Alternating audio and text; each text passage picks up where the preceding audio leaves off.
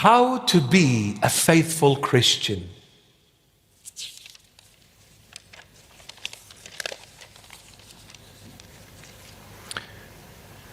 Four lessons how to be a faithful Christian. Number one, the ants. What do the ants teach me? How to rely on God always. How to rely on the Holy Spirit to guide you always and not on your own intellect. Let God navigate your life on earth, since He is the one who created this life. He is the one who gave it. He is the one who created you, created everything and everyone. He is the only one that knows how everyone and everything functions perfectly. Let the Creator navigate your life on earth. Do not rely on yourself, but rely on God, the Holy Spirit that has dwelt in you, that was sent from God the Father in Jesus Christ's name to dwell in you through the baptismal font, through the sacrament of baptism, to be in you, to be your source of life and wisdom and guide your steps in this journey so that you can make it to the shores of heaven at the end, intact, in one piece. How to become a faithful Christian? One, rely on God. Never rely on yourself and on your own wisdom, but on God's wisdom, who is the Holy Spirit. These are the ants. Number two, the rock badger. We learn that we need to make Christ, the rock of all ages, our salvation. We are feeble, we are weak, we can't dig, we can't build homes for ourselves, we can't safeguard our life. It is Christ, the Savior, that can save you only. Don't ever think you can survive without the Lord. Do not. He is the ark. Are you in the ark or outside of it? Because let me tell you, if you were the best swimmer in the world and outside the ark, you drowned. And the rabbit that can never swim, that was inside the ark, was saved. It is not what you know and who you are. Are you in Christ or not? This is the question you need to answer. Be the rock badger, feeble, weak, yet finds its home in the rock. And the rock is Christ. Find your home in Christ. Make Him your home. And what does it mean, make Him your home? Meaning, at the end of the day, I have a place to go to. I call home. I don't sleep in any strange places, because I have home called Christ. Amen? So from the rock badger, I can't make it unless Christ is the rock of my salvation. The locust. We learn from the locust on how to trust in God.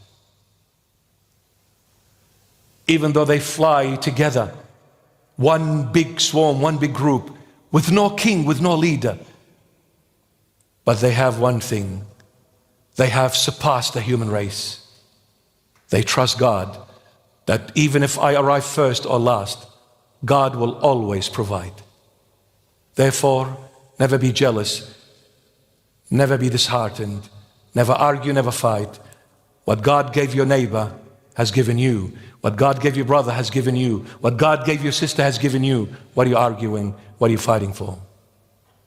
Be like the locust, trusting in God. And number four, spider, contentment. I'm content with the strings. Yes, it's a very expensive crown, but God never gave me the crown, so I will never be somebody God never created me to be. I'm a spider, I'm not a king.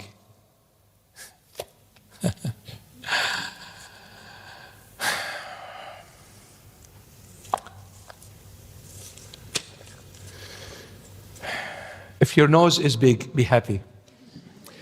And if your ears are big, be happy. And if you're not as beautiful as the other girl, be happy. You're beautiful in your own way. There is no competition here, my darling, my daughter, my love, my sweetheart. I love you to death, my daughter. There is nothing to compete here. God created you for himself, not for you. God wants you the way you are. The way you are, present yourself to him. Let him make you beautiful. Don't try hard to make yourself beautiful, because you'll ruin it and you'll look like the lips of Nemo.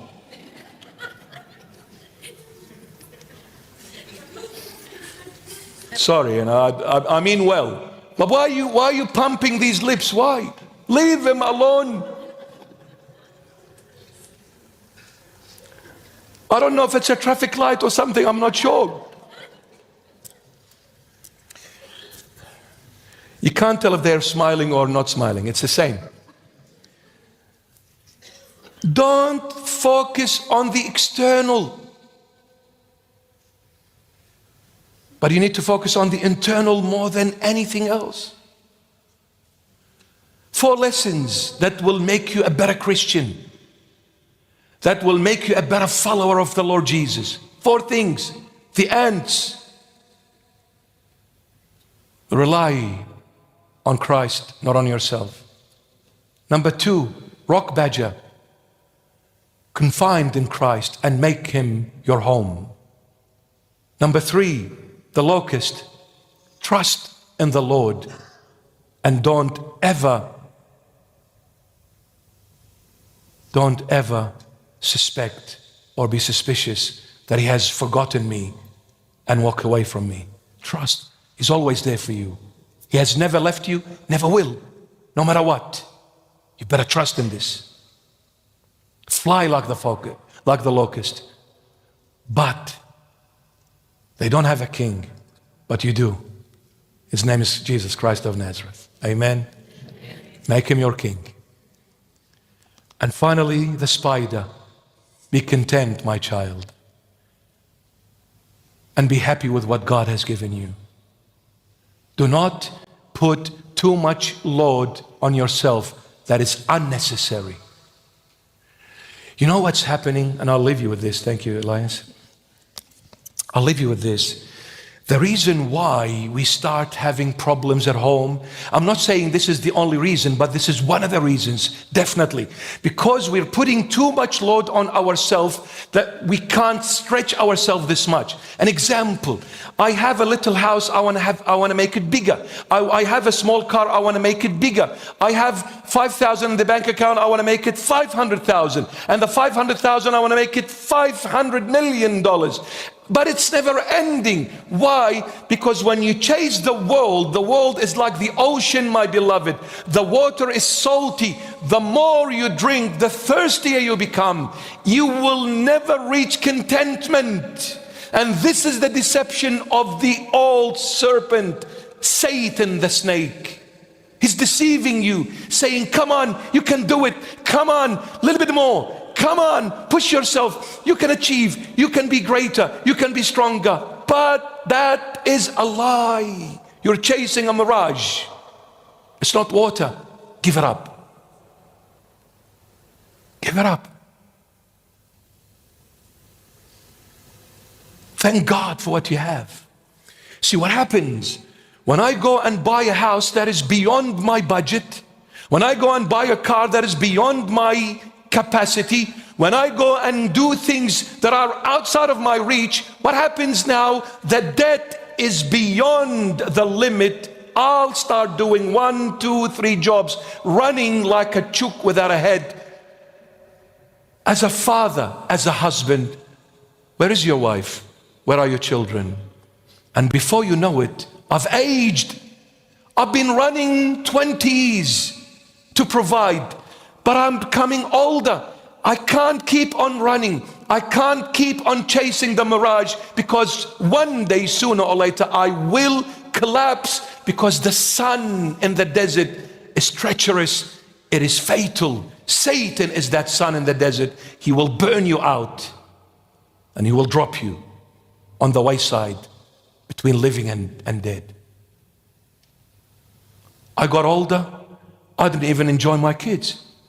They grew, and I didn't even know how, when, what happened. And now My daughter is as a stranger. My son is getting married, and I didn't even enjoy a moment with my son, with my daughter, because I was too busy paying the debts.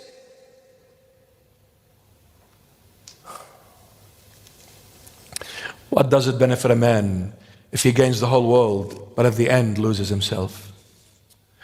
What does it benefit a man to live in a mansion, but has no life, no family, no time to enjoy?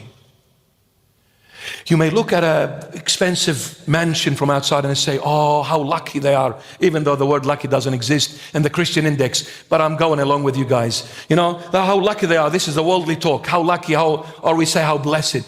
Who says? You're saying it. You're looking from outside. Go inside this mansion and sit 5 minutes with the people of this mansion. You will see them the most miserable people on the face of this planet. Because peace, happiness, joy, success, prosperity, you know, and enlightenment, only God gives, no one else. When you have God, even if you live in a little hut, you're the happiest and the richest person on earth. When Christ is your Lord, your King, your Savior, the rock of salvation. Amen.